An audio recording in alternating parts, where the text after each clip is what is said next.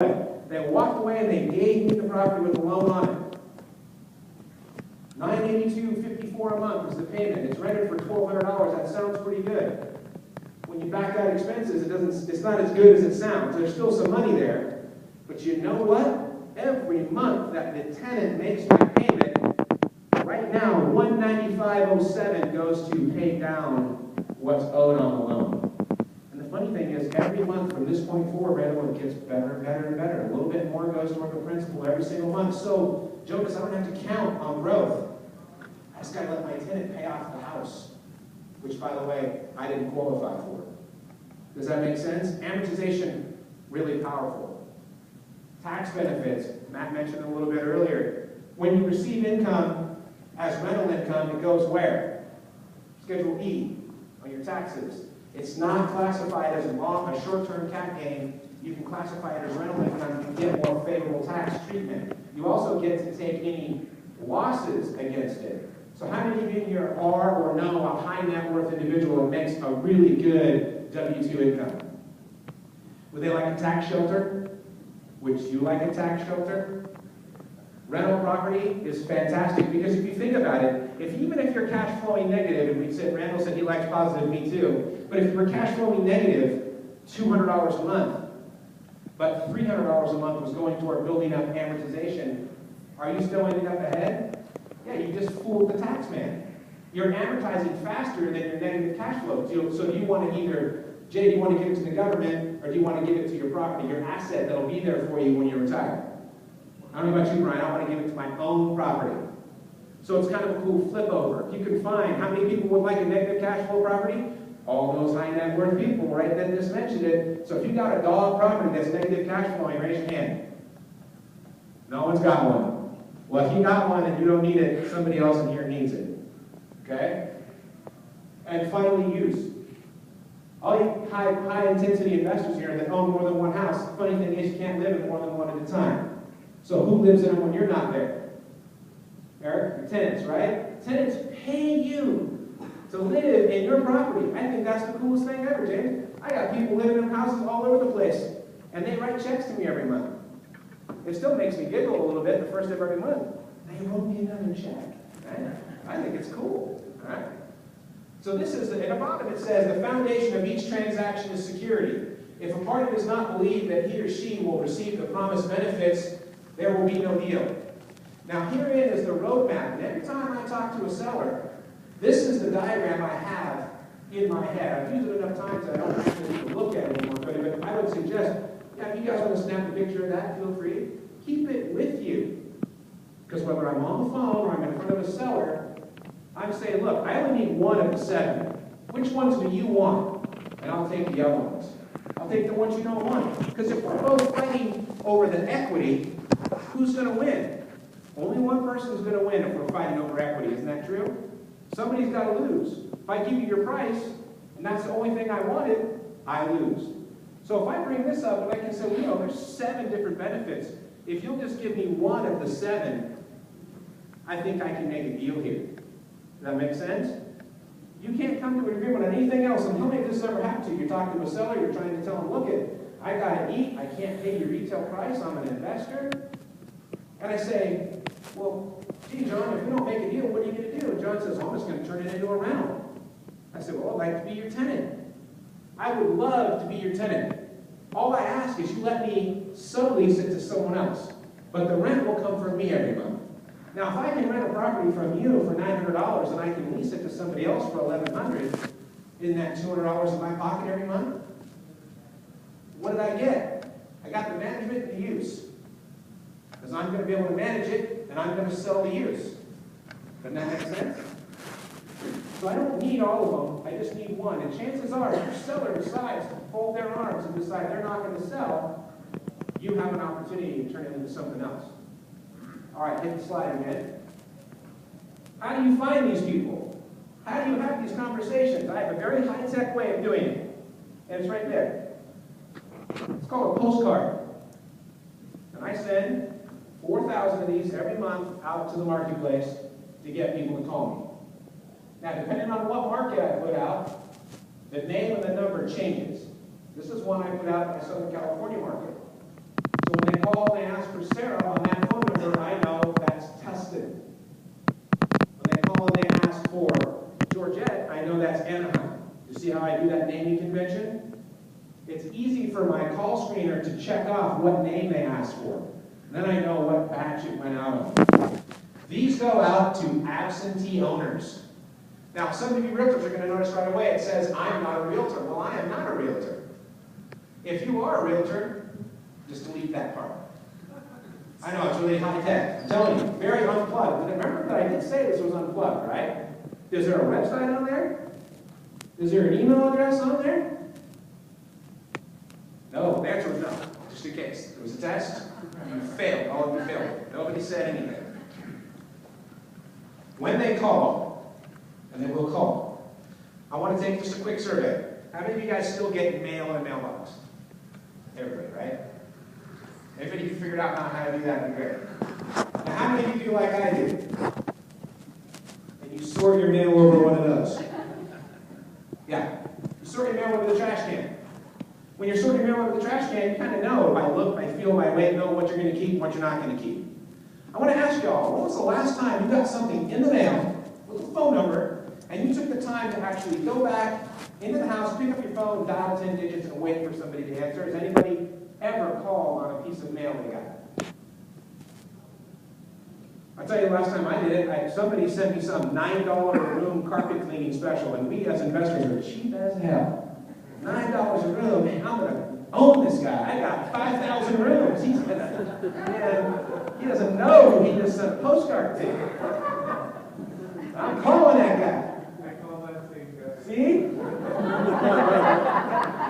Or LASIK surgery, or anything like that. So it doesn't have to be real estate related. So when you have that in mind, how many of you guys have called a number on something you got in the mail?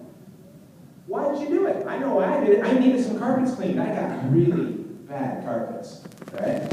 That's just my case. I had carpets, right? Or I needed something. When a seller calls you off something like this, they want to talk to you because they're like, oh, I was just thinking about selling. How does this guy know? Oh, because when I'm new with him, I knew exactly when you were trying to sell. Like, there's probably the law of averages. So when they call, and they will call, that's your opportunity. They're calling because they've raised their hand and they've said, I want to sell. Right? You don't like sending postcards? How about sticky notes? You guys like specific areas? How many realtors in here farm? You can learn a lesson from realtors if you're an investor. Farm, farm, farm, farm. Become an area expert. If you don't have a pipeline where your deals are coming from, you will die. You will wither and die in the business.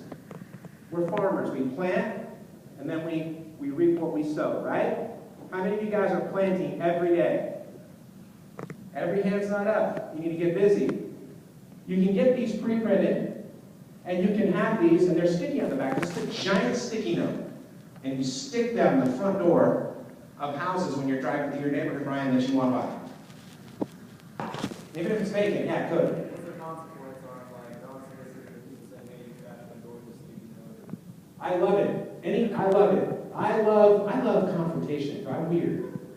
If you call me and you say, you put the sticky note on my door, I'll be right over to take it off. Wait there. I'm coming down.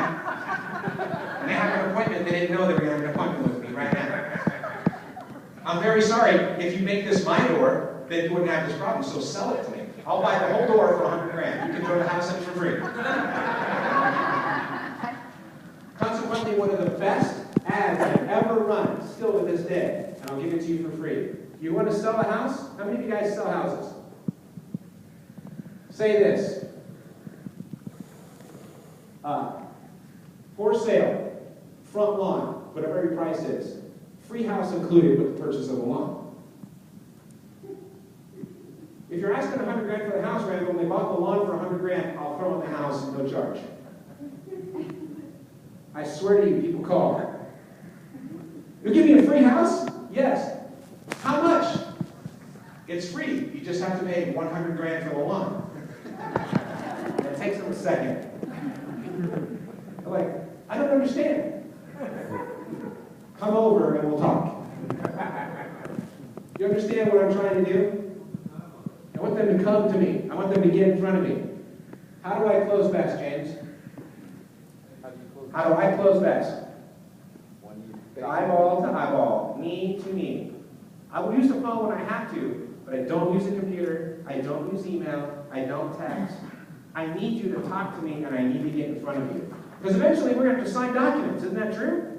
Remember when I back a few slides when I said sign the documents? That's what you have to do. I don't know how many more slides there are. Oh, that's a good one. So how many of you have full-time jobs?